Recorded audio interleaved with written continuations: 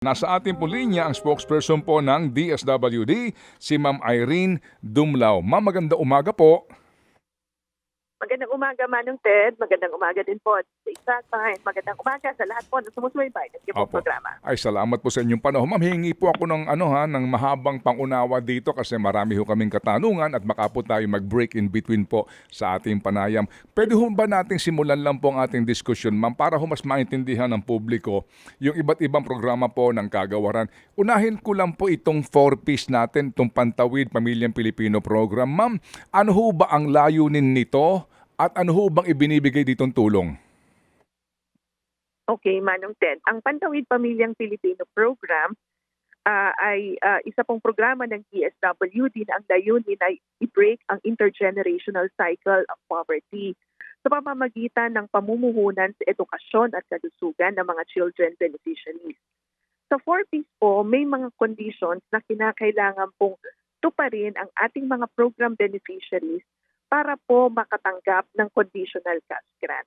Para po sa edukasyon, kinakailangan ang mga bata ay nag-a-attend ng kanilang pumapasok sa paaralan at least 85% of that time.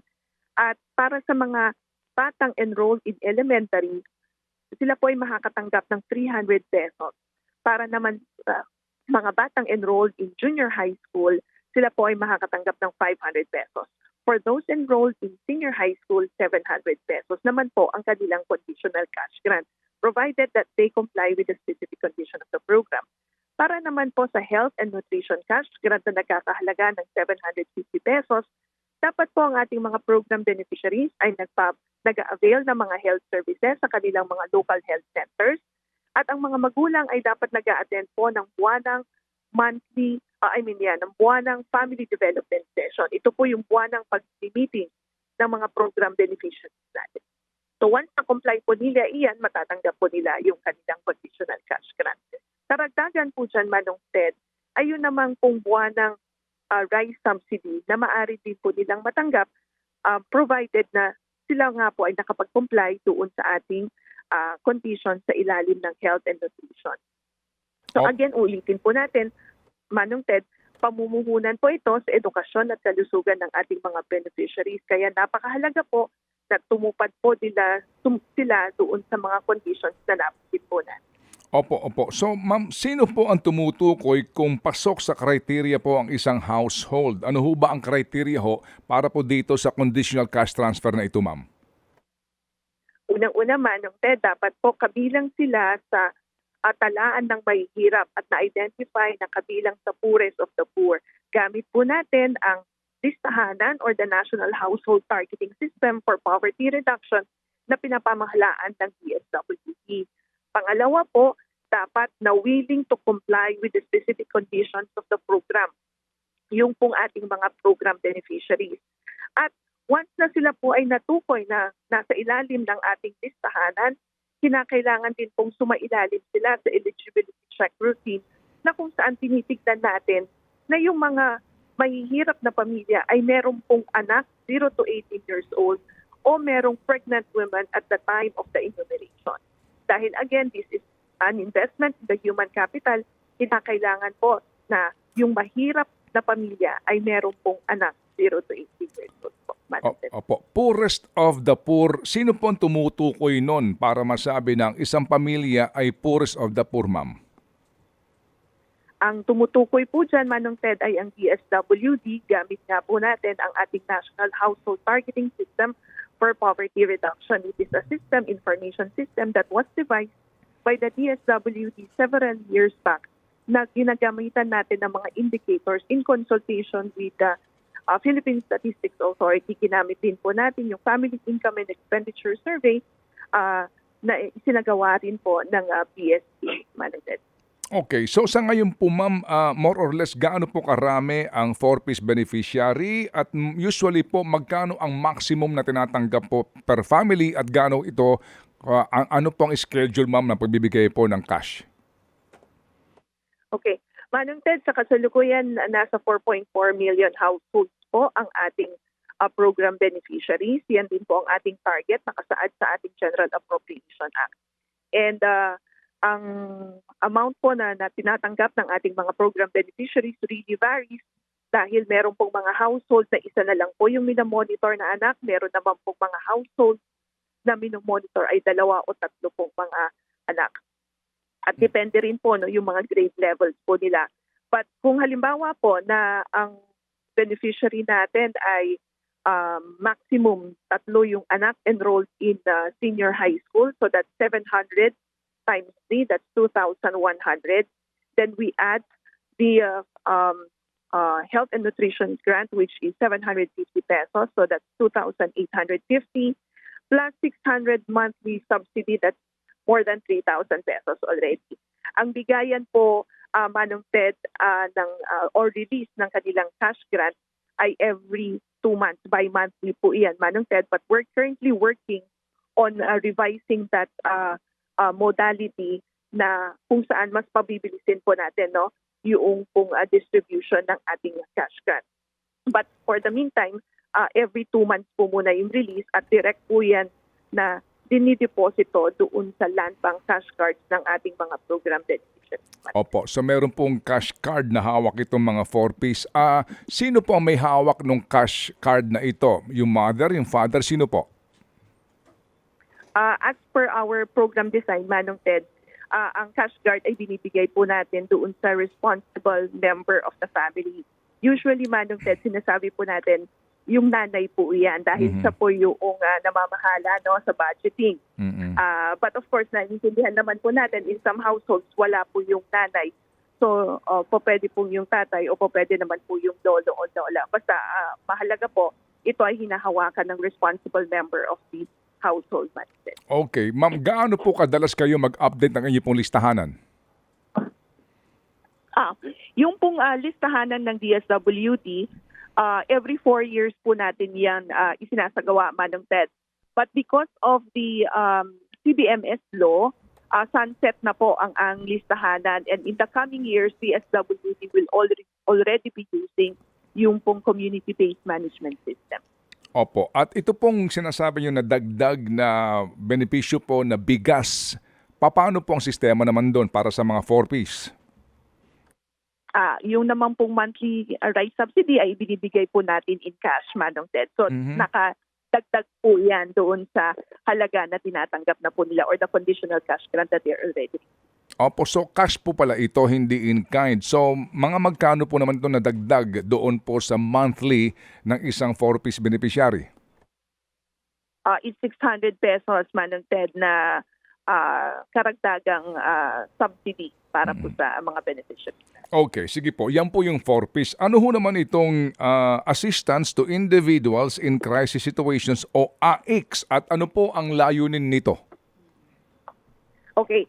Manong Ted, bago ko sagutin yan, lagi nating sinasabi na ang DSWD, my first name at last name. The first name of DSWD is social welfare and its last name is development. So yung social welfare, dyan po napapabilang yung AIC. Ito naman pong 4Ps kabilang dyan sa developmental project o programs ng DSWD. Yung ating pong ayuda o yung assistance to individuals in crisis situation, kabilang po yan doon sa ating social welfare. Dito po napapaloob yung mga social safety nets natin o yung mga assistance na immediate na ipinapahatid natin to address some concerns or needs ng ating mga beneficiaries.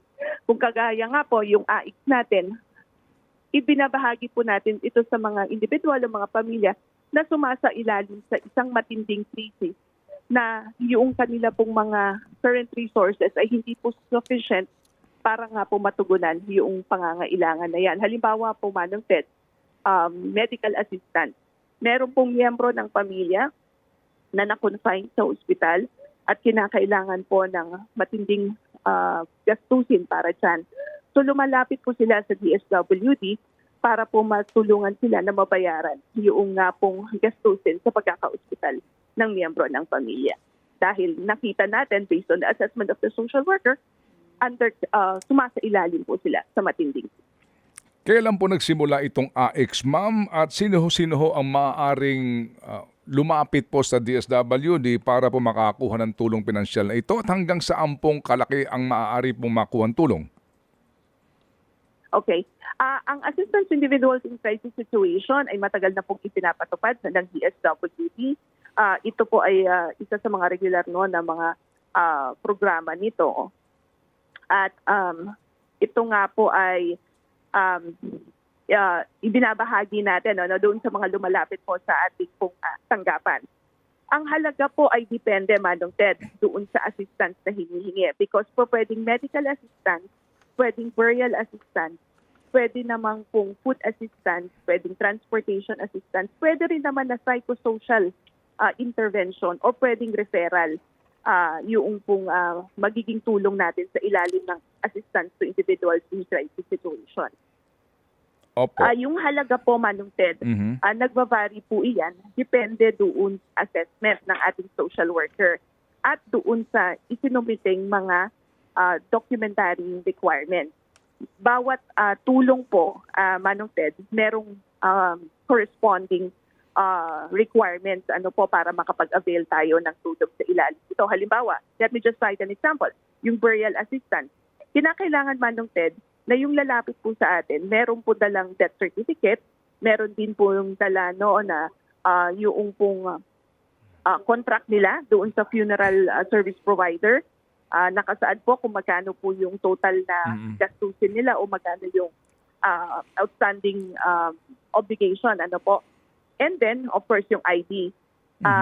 Kung halimbawa nailibing na po, nailibing na po yung kanilang miyembro ng pamilya na pumanaw, meron silang promissory note na pinirmahan doon sa service provider. So, kinakailangan din po iyan.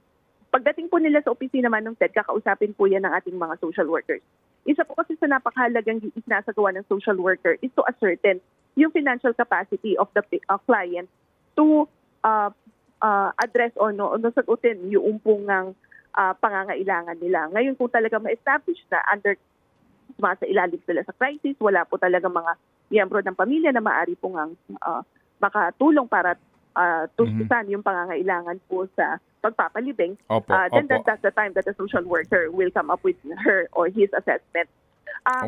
Pwede pong mag-range from 10,000, mamari hanggang 25,000 po yung burial assistance natin. But depende nga po doon sa assessment ng social worker. Now, if the cost is more than 10,000 pesos, Manong Ted, we issue a guarantee letter. If it's less than 10,000, pwede pong ibigay yan outright. Okay. So, ma'am, ito pong AIX, para sa kanino? Para medical, funeral, educational, transportation, food, and cash for other support service. Ano po? Tama po yun, Tama po yan, Okay, Madam sige Ted. po. So, ma'am, meaning lahat po ng benepisyaryo ng AIX, kinakailangan lumapit sa DSWD para po maghumingi at magbigay ng requirements. Tama po yan, Manong Ted. At saka may isinasagawa po na assessment ang ating social worker. So, kinakailangan po pupunta sa DSWD para po makausap ng DSWD social worker. Okay, so meaning mismo personal pupunta ka sa DSWD para ka makakuha ng benepisyo, cash man ito o anuman po, tulong galing po sa DSWD for AIX. So, ma'am, sa ngayon po, meron pong mga pagtitipon na nangyayari sa iba't ibang mga lokalidad kung saan po ang ipinamimigay na cash ay galing cash aid payout activity ang tawag ba doon, ma'am? Tama po, payout activity, Manong Ted. Apo. So cash payout activity, nakikita po natin doon ang dami pong tao and then tumatanggap sila ng cash. So ano hong ibig sabihin nun? Lahat ng pumupunta doon dapat ay nauna na pong nagtungo sa DSWD para po humingi ng tulong at meron na lang pong isang araw na cash payout activity. Ganun po ba yun? Tama, Manong Ted. Meron din po tayo mga isinasagawa na ganyang mga activities. Meron po kasi sa mga field offices natin, mga satellite offices, yung SWAD offices or Social Welfare and Development offices po natin. Hindi lamang po doon sa mga field offices. Ito po yung mga mas malapit na malilit na mga tanggapan. Dito po nagtutungo yung ating mga clients, nagsusumite po ng kanilang mga requirements at ini-schedule nga po for payout activity. Especially, Manong Ted, kung magkakapareho yung services na ina-avail. So, habang hinihintay po yung notice of cash allocation mula sa central office, ini-schedule na po yung kanilang mga payout activity. Opo. So ma'am, itong ating mga napapanood na ipinapalabas po no sa mga ano po no sa mga pages nitong ilang mga LGUs. Ano hong ibig sabihin nun? Lahat na naandoon natatanggap ng cash, iba-iba po ang halaga nun? Uniform pa po ba yun? At ano po ang papel ng LGU doon po sa pagpamamahagi po ng perang ito na galing supposed to be po sa pondo ng DSWD? Well, Manong Ted, unang-una, yung namang pong ating pakikipag-ugnayan with the local government unit, ito ay isa sa mga isinasagawa talaga natin dahil tayo po ay nagre-request sa mga LGU ng mga payout sites. Nagre-request po tayo na magamit yung kanilang mga corporate code at nagre-request din po tayo ng security para ma-ensure na maayos, orderly, and peaceful yung mga isinasagawa natin ng mga payout activities.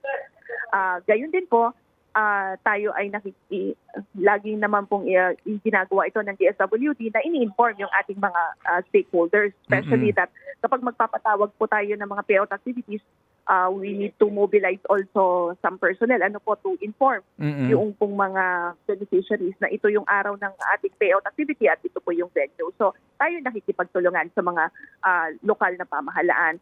Pangalawa naman po, Manong Ted, yung payout activity, dahil nakaschedule po iyan, sabi ko nga kung halimbawa may mga na-receive tayo na mga assistance for cash assistance, i-schedule po natin para sa araw po na ito. So ganun po yun, Manong Ted.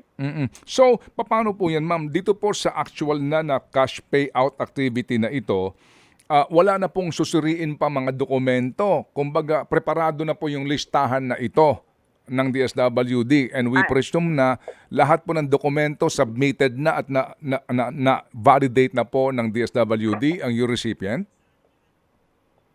Manong Ted, usually our satellite offices prior to the conduct of the payout ay nangongolekta na po noong mga requirements at nag-i-interview na po noong mga ating mga clients para mas mabilis nga po yung ating sinasagawa ng mga activities. Meron tayong mga pre-payout activities na isinasagawa at dito po natin kinokolekta yung pong mga documentary requirements at doon po ini-interview yung mga clients. So, ang nagagawa po ng listahan ng recipients during the cash aid payout activity na ito, DSWD local doon? It is in coordination with the local social welfare development offices.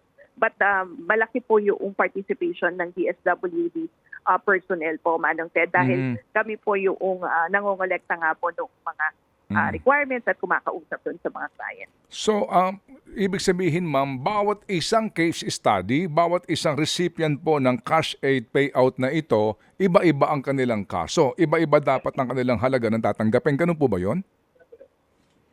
Tama po, Manong Ted. But yun nga po, ini-schedule natin kasi usually meron pong marami lumalapit sa atin for financial cash assistance.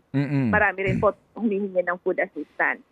So, tinitingnan natin kung halimbawa ito po merong na-receive tayo na gantong bilang, i-schedule po natin sa araw po na ito.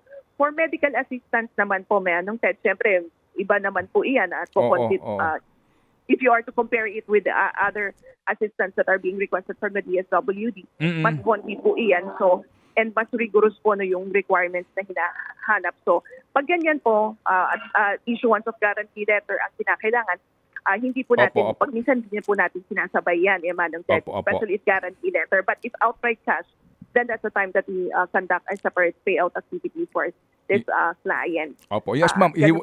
Yes, ma'am. Opo. Ihiwalay po natin yung mga funeral at saka yung mga medical kasi bawat isa rin po yung klaro naman na iba-iba siguro ang kanila pong hinihingi na halaga. Pero doon again sa cash aid payout activity na ito, ang sitwasyon ho ba pare-pareho ang tatanggapin nilang halaga ng pera doon sa araw na iyon o iba-iba po yung halaga? Kasi we presume na bawat isang case study, iba po ang kanyang kaso ng pangangailangan. O uniform ho ba ito, ma'am?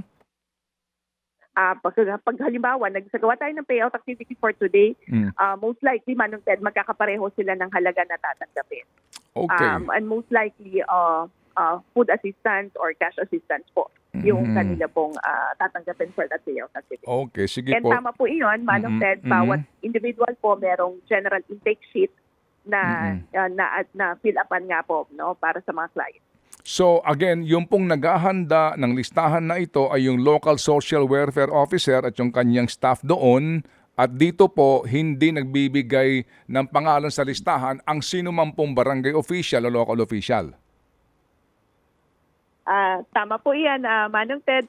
But there are referrals. We'll just like to qualify, may mga clients po kasi na walk-in, sila po yung pumupunta sa DSWD.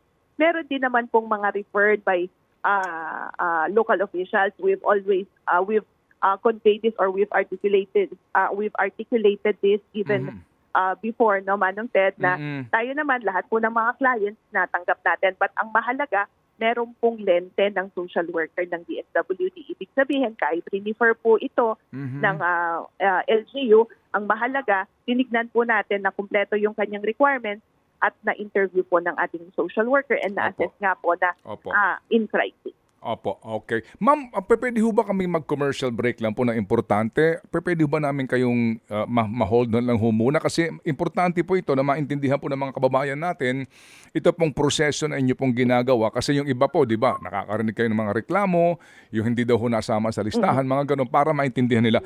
Ma'am, can you be please kind enough to wait for about a few minutes? Okay lang po? Yeah, no problem po, Manong Ted. Ay, salamat po. Salamat na marami. Diyan po lamang kayo, Ma'am Irene Dumlao, ang spokesperson po ng DSWD. Diyan lang kayo mga kapatid, hindi pa ho tayo tapos dahil ito pala po yung AX. Meron pa ho tayong AKAP. Abangan po sa aming pagbabalik. Ating pong balikan si ASEC Irene Dumlao, ang spokesperson po ng DSWD. Ma'am ASEC, salamat po sa inyo pong panahon at pasensya. Balikan ko lang po itong AX, ma'am. Dito po sa inyo pong mga panuntunan, gaano po kadalas pwedeng magpabalik-balik o makakuha ng benepisyo ang isang mamamayan sa AX? Pwede ho ba ito ng ilang beses? Manong Ted, depende rin po doon sa assistance. Halimbawa for medical assistance under hospital confinement under medical assistance, once kada confinement po, pwede humingi ng tulong, Manong Ted. For medical assistance, para naman sa kanilang gamot, once every 3 months po yan, Manong Ted. Opo. At talaga ho bang maghihintay ng cash aid payout activity o kapag kailangan mo ng tulong at kapag sumiti ka ng requirements, papunta mo sa DSWD office, on that day, maaari mag-disburse sila o talagang sinasabay po ito ng maramihan? Manong Ted, depende po yan. Pwedeng kapag nag-walk-in ka sa aming field office at talaga nakita naman na immediate yung pangangailangan. Within that day po, Manong Ted, mapoprocess na po yung financial assistance, especially if outright cash po iyan. Although, pwede rin naman na within the day, ma-process din namin yung guarantee letter. Again, case-to-case basis yan, Manong Ted. At saka depende nga rin doon sa isinumite nyo ng mga documentary requirements. Opo. So, ma'am, yung pong sinasabi nyo na referrals, ang sino mang LGU or sabihin na po natin congressman ay maaaring mag-refer ng kanyang constituent para po sa cash aid payout activity. Meron ho bang double checking dyan doon sa kwalifikasyon ng isa pong recipient? Tama po, Manong Ted. Gaya ng nabanggit ko, lahat naman po ng mga clients ay tinatanggap natin either walk-in or referral. Ang mahalaga po dyan, merong lente ng social worker. Ibig sabihin, na-interview ng ating social workers, na-assess po ng ating mga social workers, batay na rin po doon sa mga isinumite ng mga requirements. Gaano po kadalas o ang schedule po ng cash aid payout activity ninyo sa isang distrito, sa isang probinsya, sa isang bayan o syudad? Depende, Manong Ted. Kasi ini-schedule nga po natin yan. And alam mo, Manong Ted, mahirap din kasi meron tayong mga paymasters, may mga special dispersing officers. Kinakailangan din po kasi mag-liquidate muna yung ating mga SDOs bago tayo magsagawa ng another payout.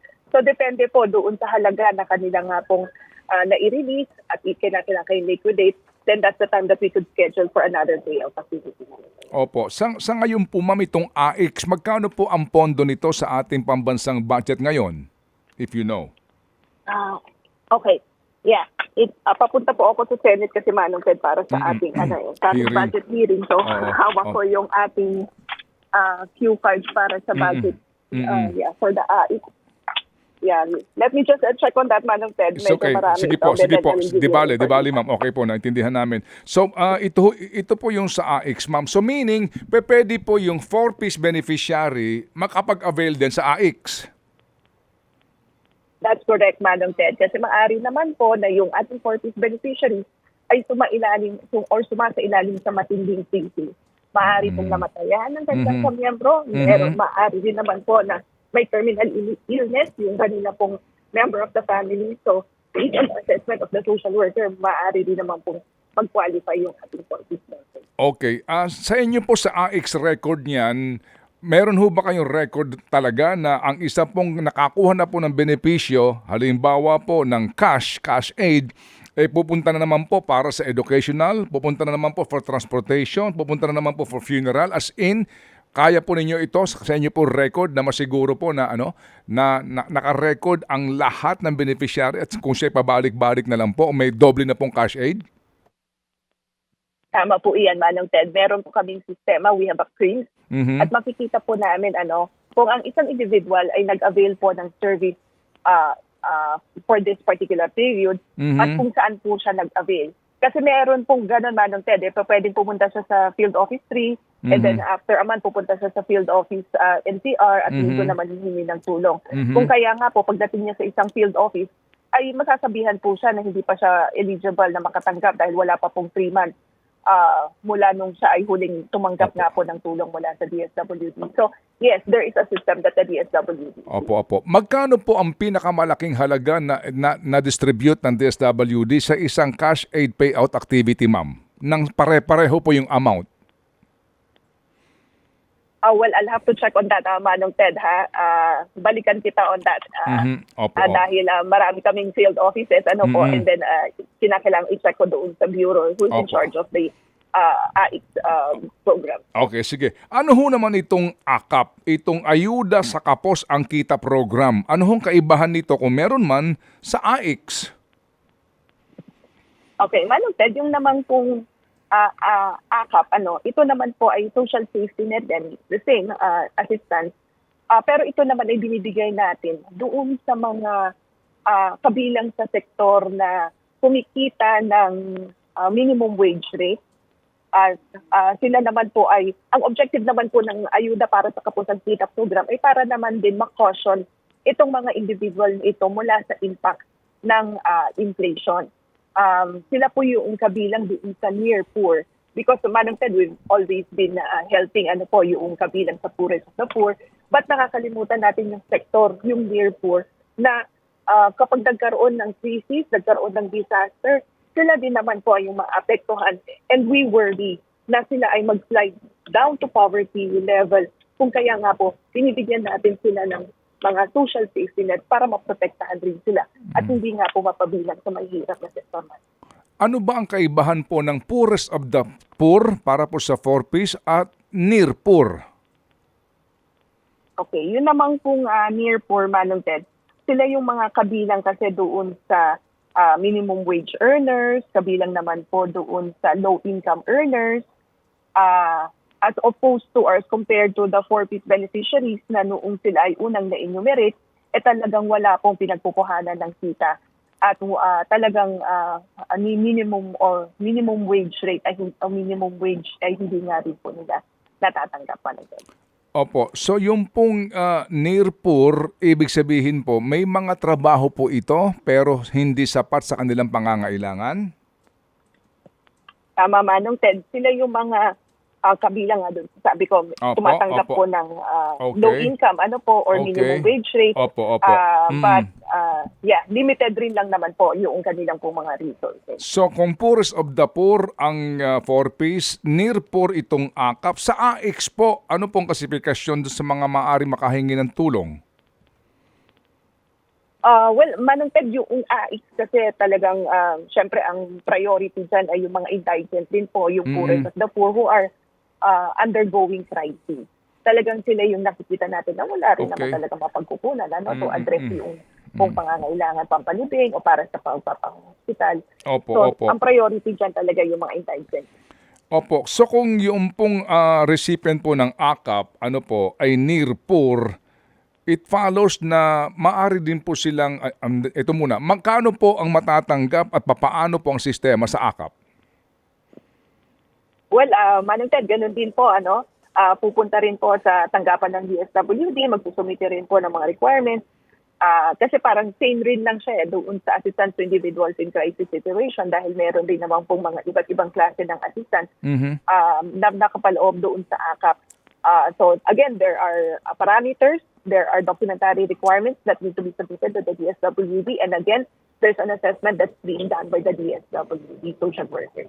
Pero ma'am, kasi po doon sa implementing guidelines po ng AKAP, Memorandum Circular Number 4, ngayon pong taon yan sa DSWD, ang pwedeng humingi, no, yung qualified beneficiaries po ng tulong sa AKAP na ito, no, ay gaya din po ng pareho po, food assistance, medical assistance, funeral assistance, cash relief assistance. So, yung po, anong kakaibahan ng AIX sa AKAP kung halos pareho lang po ang sinasaad sa Memorandum Circular, ma'am?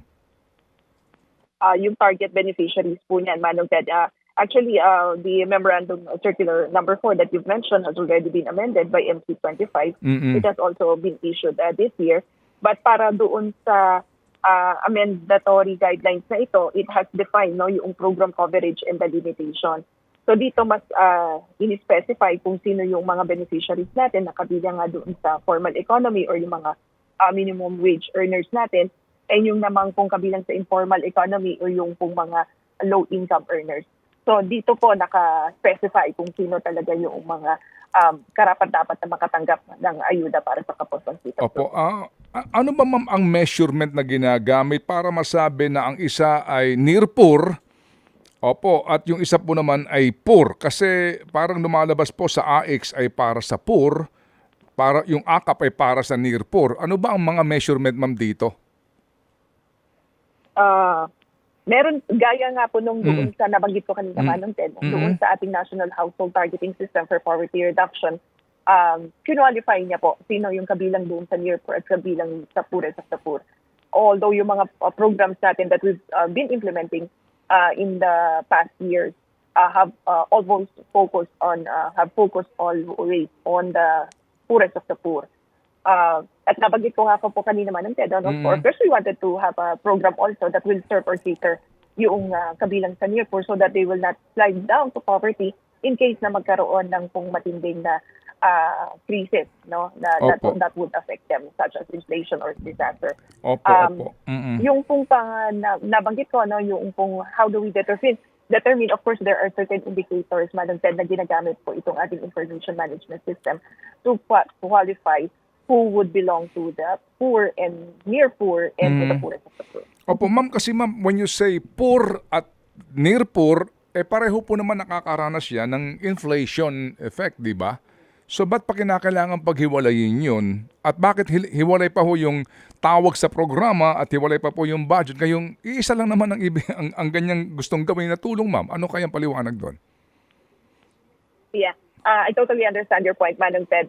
But gaya nga po ng nabanggit ko, in the previous years kasi, yung mga social welfare programs natin, nakafocus talaga sa poorest of the poor. Kaya matatandaan, no, lagi nating hinihingi dati, yung dapat may certification na kabilang ka sa may certificate of indigency na i-issue yung pong lokal na pamahalaan para po maging eligible ka nga dito sa mga programa na to. Well, of course, this certificate has already been removed, no, from our list of requirements. But yeah, nakafocus kasi tayo, Manong Ted, doon sa indigent. But as I've stated earlier, we wanted to serve also yung mga kabilang doon sa near poor. Of course, we wanted to protect them. Opo. At ma-ensure nga po, no, na hindi nga po sila masyadong maapektuhan, ma-caution nga po mula sa impact rin ng iba't ibang challenges na kinakaharap doon natin economically. Opo. So, ma'am, to answer po my question, Ma'am Irene, bakit magkaiba pa ang tawag sa programa, iba pa po ang budget allocation, gayong iisa lang ho naman ang kanyang adhikain? Halos parehong-pareho lang at kapag pinag-usapan ang tulong dahil nga sa inflation, whether ikaw poorest of the poor, ikaw poor, near poor, tayo pong lahat naman nakakaramdam po ng inflation. That's a good point, Manong Ted. So pwede naman po natin itong mapag-usapan din with our legislators who have the power of the purse. Ano po?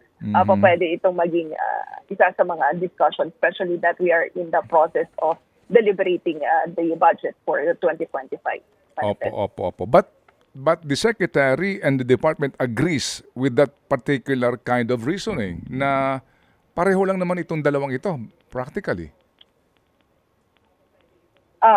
Well, of course, Manong Ted, nabanggit ko naman po, may kaibahan din kasi sa program beneficiaries and yung scope.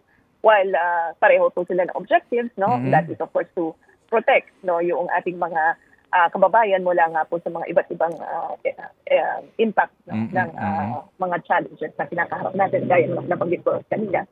But, mas defined po kasi yung mga beneficiaries, yung program scope. But, Opo. Pero pero ma'am, ito ho bang akap ay nasa proposed budget mismo ng DSWD for this year o wala?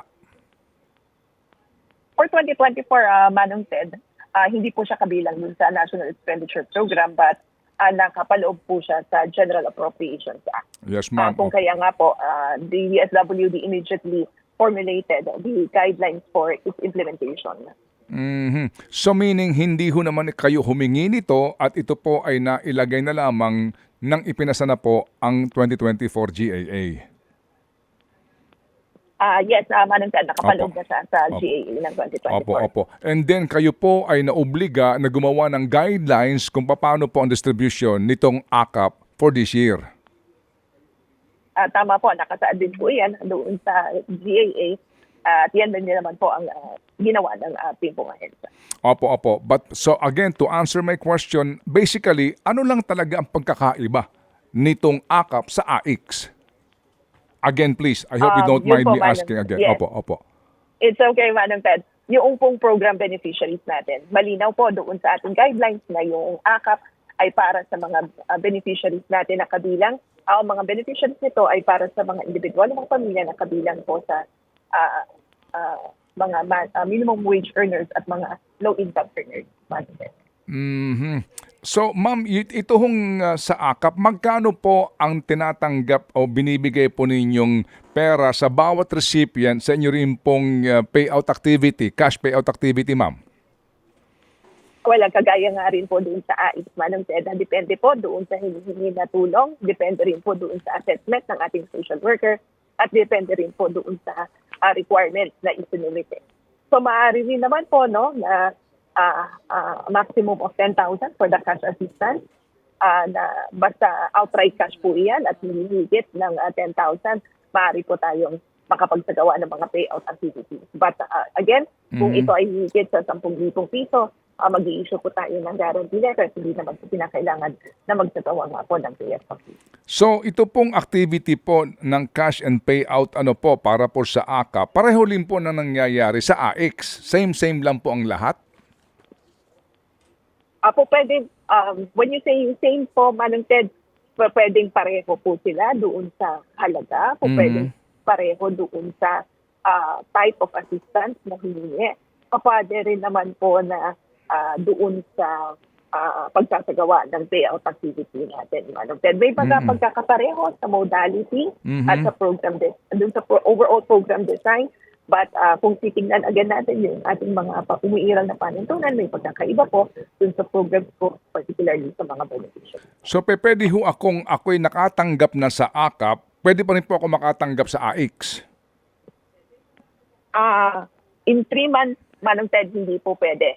Malinaw po yun doon sa ating mga parameters na kung pareho po yung hiningin tulong, hindi po once every 3 months po ang availment yan. So meron din po tayong matrix yan on the frequency of avail. Opo. So kung makakatanggap ako ngayon sa AKAP, pwede rin ako makatanggap sa AIX but I can receive both after 3 months pa? Pakilinaw po, ma'am. Manong Ted, tama po, dahil may mga types of assistance na once every 3 months po yung availment. So, kung halimbawa po, na-assess po kayo ng social worker na maaari po kayo makatanggap ng tulong sa ilalim ng food assistance dahil kayo po ay nakita talaga na kabilang sa pinakamahirap na sektor, wala po talaga kayong tinatanggap o wala kayong source of income, maaari po kayong tulungan under assistance to individuals in crisis situations. But so many things could happen in 3 months, Manong Ted. Maaari po in 3 months magkaroon kayo ng trabaho. No? Maaari po kayong ma-employ, minimum wage earner. And then magkaroon po ng crisis o magkaroon ng pagtataas ng presyo ng bilihin. So maaari po kayong lumapit sa DSWD again for financial assistance. And you may avail of the service sa ilalim naman po ng AKAP dahil meron po kayong maiprepresenta na Certificate of Employment mula po sa inyong employer. So, yun po, yung mga circumstances na talaga tinitingnan natin, Manong Ted, kaya napakahalaga ng assessment ng ating pong mga social worker. So again, to answer my question, ma'am, pwede ako makatanggap ngayong buwan ng AIX at AKAP ng cash? Pwede po yan. Pero hindi lang ako makakaulit in 3 months time. Ganun po ba yon? Hindi po pwedeng sabay yan, Manong Ted. Opo, hindi pa pwedeng sabay pero maaaring ako ay humingi pang educational and then humingi naman ako pang cash. Pwede po iyon. Pwede rin naman po, Manong Ted, dahil magkaiba naman po yung assistance na hinihingi. Yung rason. Maaari po kasi, Manong Ted, yes, ngayong araw na to, sabihin po natin, meron pong nagkasakit na ospital mula sa inyong pong pamilya. So you could avail of the medical assistance. And then maaari rin naman po na wag naman pong mangyari, pero yung pong client na refer niyo for medical assistance ay pumanaw after a few days. So maaari rin naman po kayong mag-avail ng burial assistance. So yung pong, So yung pong listahan naman para sa AKAP beneficiaries, no? Paano po ang paghanda ng listahan na ito para masabi na ikaw pala ay minimum wage earner o kaya less than minimum at kailangan mo ng tulong? Sino ho naman po naghahanda ng listahan na iyon? Yan naman po ay hinahanda ng Department of Social Welfare and Development Field Office na namamahala po doon sa payout activity. Same with the AIX, Manong Ted. Meron po kasi tayong mga social workers na naka-assign po sa ating mga satellite offices, yung mga squad offices. Ito po yung pwedeng sa munisipyo, no? Na pwede pong lapitan ng ating mga clients. So doon po dinadala yung mga requirements. Doon po din naman pinifilapan yung general intake sheet, ini-interview ng ating mga social workers. So, po pwedeng tipunin po yan doon sa field office at sabihin na bumalik po kayo sa araw na ito dahil dito po isasagawa yung payout. Because there are so many factors that we need to consider, Manong Ted, as I've mentioned earlier. Of course, yung notice of cash allocation, no, yung availability of cash. Kailangan po naman secure natin yan. Pangalawa din po, tinitiyak natin na kapag liquidate na yung ating mga special disbursing officers at meron pong mga available paymasters po sa ating lugar. Dahil kung simultaneous din po yung mga payout activities, dahil Manong Ted, hindi lamang po AIX o AKAP yung ating mga payout activities, meron din po tayong social pension for indulgent senior citizens. So pag minsan yung ating mga SDOs na di-deploy sa iba't ibang mga programa o proyekto at may mga malalaking halaga na kinakailangan po nilang i-liquidate. Then that's, pag nakapag-liquidate na siya, sila nakapag-submitin ng report at that time, no, na pwede na naman po silang makapag-withdraw at magsagawa tayo ng another payout activity. Sa AKAP po, ma'am, pwede pa rin po tayong referral galing po doon sa congressman, mayor, or governor. Pwede rin po. Pwede pa rin po i-refer, pwede pa rin nating tanggapin yung mga referrals subject again to the assessment of our social workers. Sige po. Ano ho naman itong cash and rice distribution o card program na ngayon po ipinatutupad na? Well, Manong Ted, ito po ay hindi po programa, hindi po kasama sa mga programa ng DSWD. Sino po ito? Sino po ang namimigay nito ngayon? Kasi meron po ngayong sa mga lalawigan, sa mga syudad at mga bayan na ito po ngayon ang pinatutupad. Hindi po sa inyo ito? I understand, Manong Ted, yung card ay hindi po ito kabilang doon sa mga ipinapatupad noon ng DSWD, Manong Ted. But under the ayuda para sa Kapusan Kita program kasi, Manong Ted, there's another modality for that. Isang on the distribution. Maaari po kasi na mag-transfer tayo ng funds sa mga local government units. We enter into memorandum of agreement. And then kapag po may distribution po no ng programa ng DSWD, maari po kasi yung halaga na tatanggapin nila ay ibibili na diretso ng bigas. Well, that's another modality that may be done under ayuda para sa kapusang kita programa. Opo. So mapakiklaro lang po. So ang perang pinanggagalingan nitong card, cash and rice distribution, no, ay nanggagaling sa pondo ng DSWD at dina-download sa LGU, ganun po? Again, dininawin ko po, Manong Ted, yung kung kasing, again, well, we could enter into a memorandum of agreement with the local government unit. And then, yung pong ating mga payout activities, yung tatanggapin na financial assistance ng ating pong beneficiary, ang siyang gagamitin nila pambili naman po ng bigas. Ma'am, ang tanong ko po, ang pondo po na ginagamit para dito sa card na ito ay pondo pa rin ng DSWD? Manong Ted, para lang malinaw, yung pong assistance under AKAP, yun po yung galing sa DSWD. Mapupunta po siya sa beneficiary and the beneficiary will purchase rice po. Okay. So yung pong pondo para sa AKAP ay maaari din pong gamitin para sa card. Ganun po ba yun? Na si beneficiary po ang bibili na kumbaga natanggap niya na yung kanyang financial assistance, siya na po yung bibili ng bigas na inaayos naman po sa local government. Ma'am, medyo naguguluhan po kami. Ano ba talaga itong card na to? Kasi ngayon, ma'am, it's ongoing na eh. May mga LGUs po na namimigay nito, no? Cash and rice distribution. Meron ka ng cash, meron ka pang bigas. At ang sinasabi nga daw po, DSWD ito na pondo. Klaro ho ba yun, ma'am, na talagang ito po'y pondo ng DSWD at ang ibinibigay sa mga LGUs for distribution? It's actually, Manong Ted, para mas malinaw talaga, it's actually the financial assistance that were distributed to the beneficiary na gagamitin po nila pambili ng bigas. I don't know kung naging malinaw yon, pero Manong Ted, parang that's an arrangement na with the local government units na ito nga po magkakaroon ng pagbebenta ng bigas doon sa payout venue, but the beneficiaries, once they receive nga po yung kanilang financial assistance from the DSWD, ay siyang gagamitin po nila pambili doon sa bigas in the payout venue. So ano ngayon ang kaibahan ng beneficiary sa AIX, AKAP at card? Well, of course, Manong Ted, yung beneficiaries, una-una, may mga requirements po silang sinumite. Meron din pong assessment na isinagawa ng ating mga social workers. Tiniyak kung kabilang rin po sila doon nga po sa either pinakamahirap or doon naman po sa kabilang sa informal sector, Manong Ted.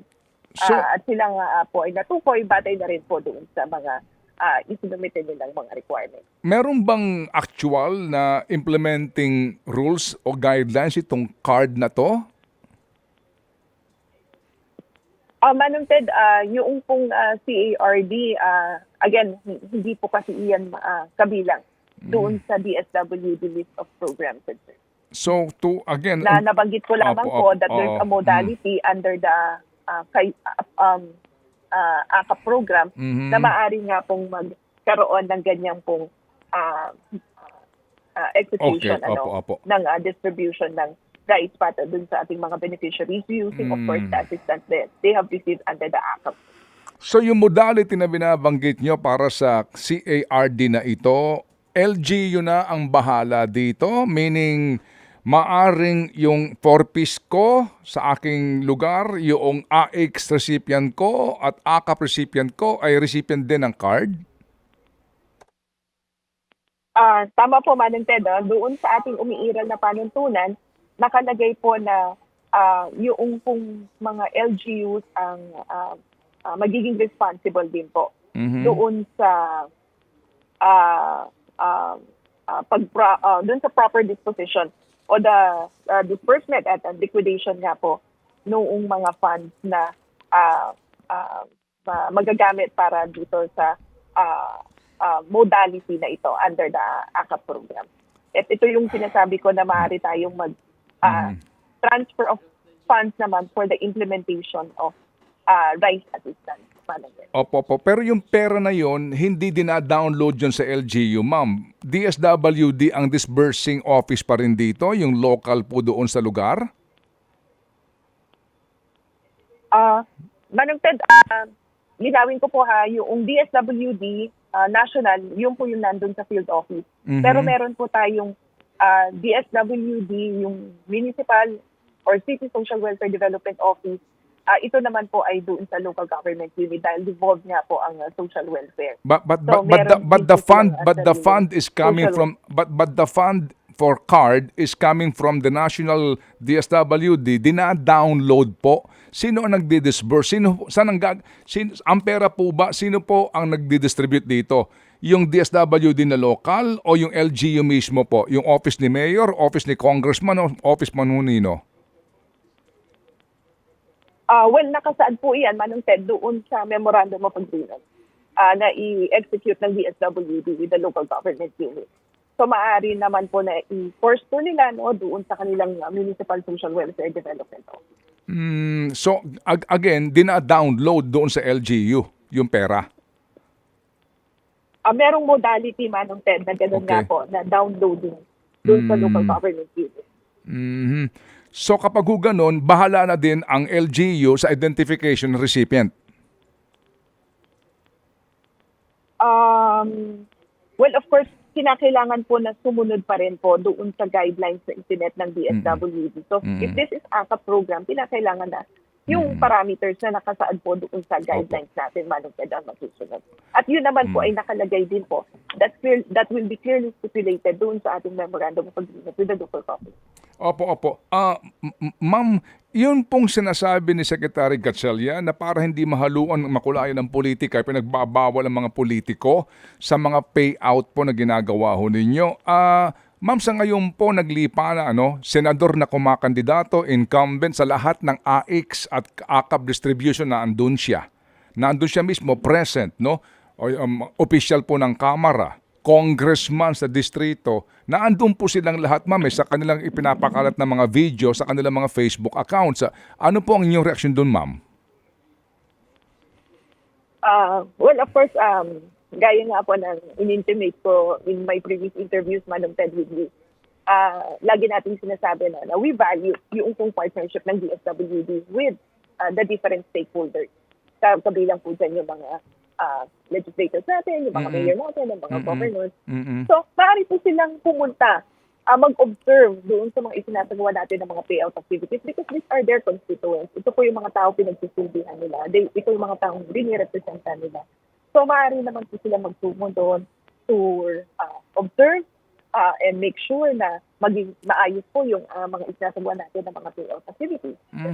Nakakatulong din po sila doon sa pagtitiyak nga po na may maayos tayo na venue, may maayos yung may security and natitiyak yung peace and order.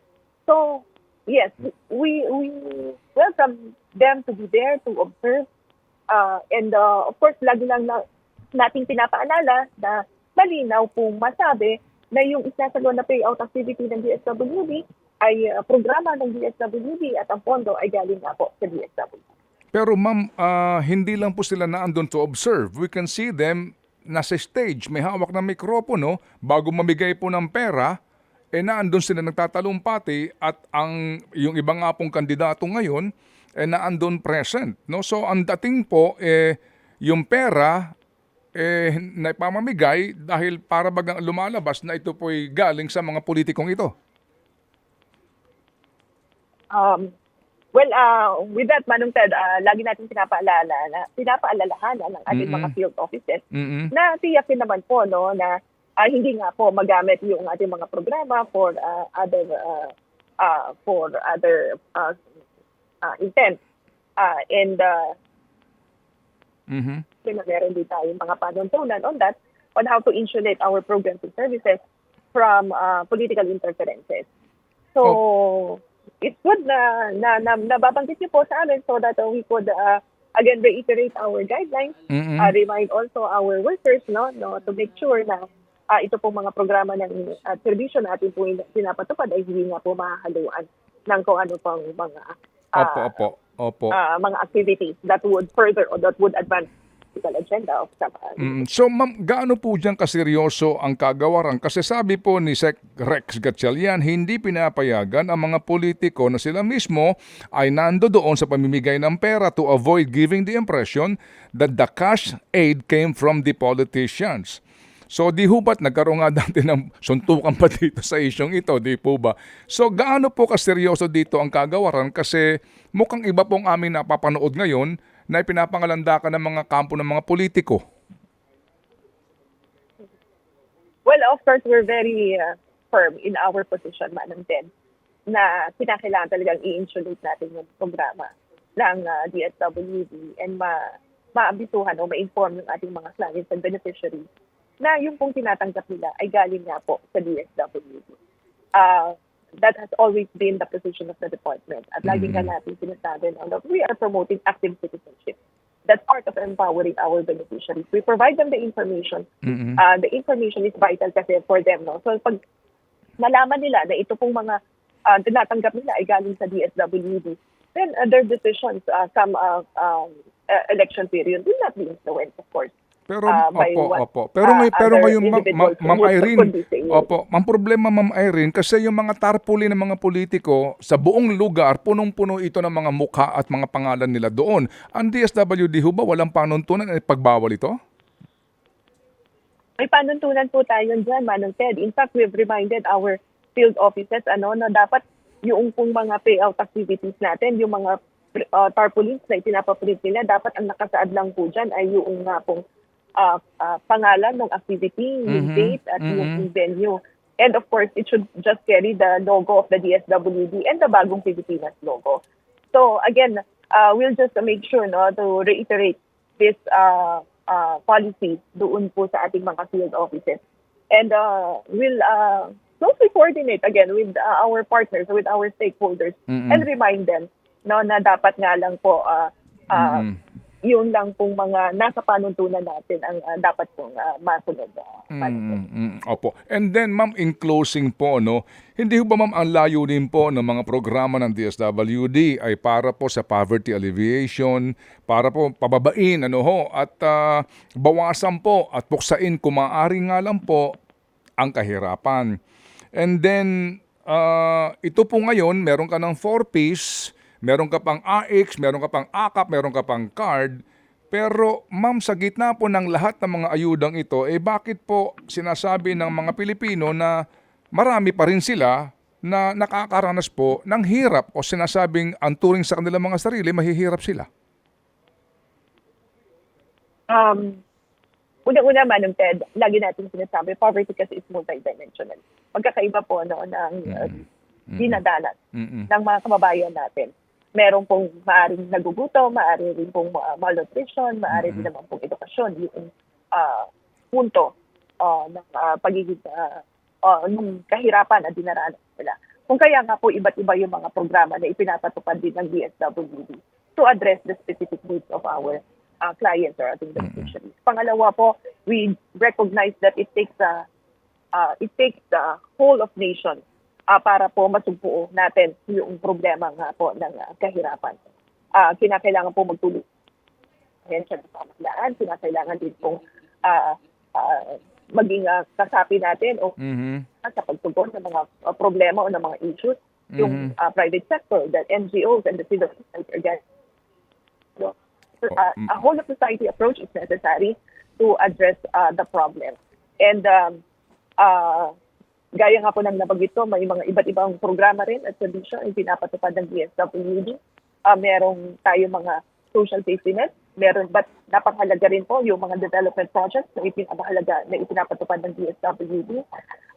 And then again, makikita mo naman, Manong Ted, long term, yung pong, it would take a lot of years before we see the results. Or before the programs yield their significant results. But what is important, Manong Ted, and I'd like to highlight, is we're gaining traction. Nakikita naman po natin na may mga pagbabago. At nakikita natin yung pong mga totoong mukha ng mga beneficiaries na natutulungan natin. And sila po ang nagpapatunay na kung ano po yung naging significant changes na naging resulta nga po ng mga programa na ipinapatupad ng DSWD. Opo, kasi kung may change, ma'am, siguro po mas kakaunti magsasabi na mahirap sila. Ano po, ma'am? No? Although sabi nga po ninyo, long term po naman itong programang ito. So, Ma'am Irene, alam ko po naman na kayo po ay spokesperson at tuhong mga katanungan na ito ay nararapat sa inyo pong kalihim. Pero ma'am, ito na lang po, in parting, ma'am, sa nangyayari po at napapanood namin ngayon, ano po ang masasabi ng kagawaran na nagagamit ang mga programang ito ng DSWD para sa pamumulitika ng marami pong kandidato ngayon at mga politiko? Maling Ted, gaya nga po ng nabanggit ko, lagi po natin pinapaalalahanan na malaki po ang goal ng mga stakeholders natin. Significant din po yung mga nagiging contributions nila para maipatupad ng maayos ng DSWD. Ito po mga programs and services. Kung kaya nga po, pinapahalagahan din po natin yung ating pong relationship with them. Pangalawa po, lagi rin naman po natin sinasabi, Manong Ted, na ito pong mga ipinapatupad po natin, again, ang intention yan ay tulungan yung ating mga kababayan, lalong-lalo na po yung pinakamahihirap. Yun naman po yung overall objective natin. And ito rin naman po ang gusto ng ating pong administrasyon na ma-reduce yung poverty incidence sa ating bansa to a single-digit percentage. And mas maging inclusive po yung mga social protection programs that we are implementing. But anyway, inclusivity is one of the principles naman po of social protection. So talagang pinagsisikapan natin na tugunan yung pangangailangan ng lahat ng ating mga kababayan na dumaranas nga po ng krisis, dumaranas ng kahirapan. So I'd like to take this opportunity, Madam Ted, actually, and I'd like to appeal sa lahat ng ating mga kababayan na sana magtulong-tulong po tayo na sumpuin yung problema ng kahirapan sa ating bansa.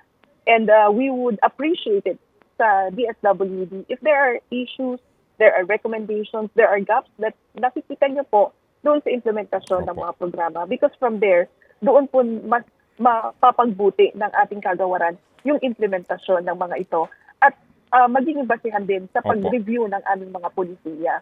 Again, the ultimate goal of that is to improve the